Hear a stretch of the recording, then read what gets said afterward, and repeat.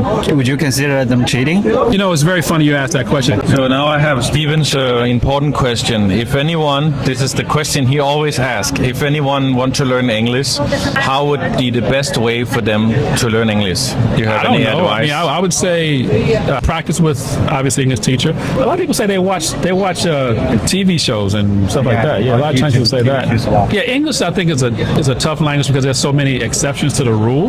But I would just say talking to people and that also it depends on how your brain works. Sorry, I can't answer the question, but it depends on how your brain works, how you work best. But a lot of people say they've learned by watching TV shows and things like that. Nothing really structured. Do you use some like AI chatbots to help you with your work, or would you consider if some of your students are using like ChatGPT, some like AI chatbots to help them with their assignments you give them? Would you consider them cheating? You know, it's very funny you asked that question because I'm working on a series of videos on why students should be allowed to use AI, but we have to teach them how to use it responsibly. Yeah. What I mean by that is if you just want to get information, go to ChatGPT and ask a one-line question. Yeah. But I'm learning to use and been using a program called Notebook LM, where you curate your own sources. I want this website, this book, whatever, and then I can make it into what I want it. So in that phase, it's not cheating because it's as if you went out and read all these books, all these articles, and generated some output. You just use AI to do it. So I'm actually going to push that in my next school is teaching students how to use AI responsibly, because if we don't do that, then they're going to get run over. I mean, it's they're going to cheat. No critical thinking, blah, blah, blah, blah. We don't teach it.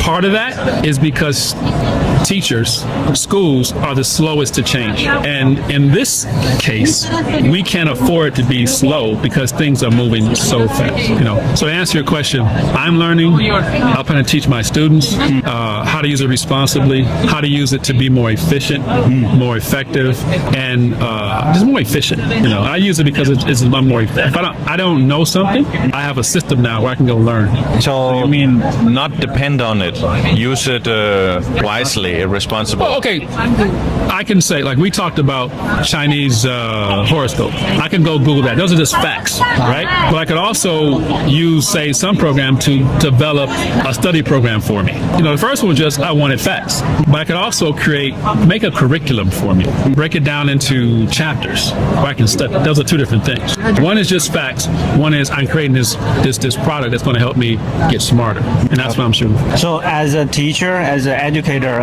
how do we teach our kids?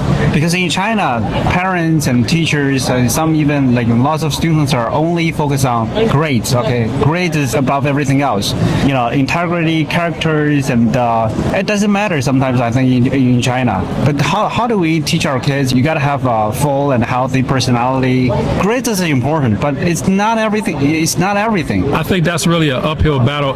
Because school systems across the world. Yeah. What's my grade? Is this graded? It's like the first question you get asked. I don't care if you're in the Middle East, Detroit, Shenzhen, Beijing. The first question is this graded? That I don't know how you're going to do. But parents, teachers, mentors have to continually tell and reward their kids for something other than a grade. Otherwise, we're reward-seeking thing. Kids want to be acknowledged and rewarded, and until we acknowledge and reward good character, learning something because it's cool to learn something without getting a grade, we have to teach them because we've taught them. If it's not graded, they don't want anything to do with it. Yeah. I also think so. Like in China, like get the high grades, but if they cannot use it, I've many people they go to expensive universities in China or even abroad, and then they come back and they be a delivery person or be something like that. I think is a little bit ridiculous, Yeah. Like what's the point, to spend so much money for the school and then you're just gonna be a Kuai or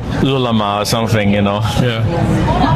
It's tough because anywhere in the world, the first thing a kid asks, you put on the are you grading this? And it's not to say there's nothing wrong with being a sent food person, but if you go to the school to become something else and then you just end up because you couldn't find a job to be a delivery person, I think that's wrong.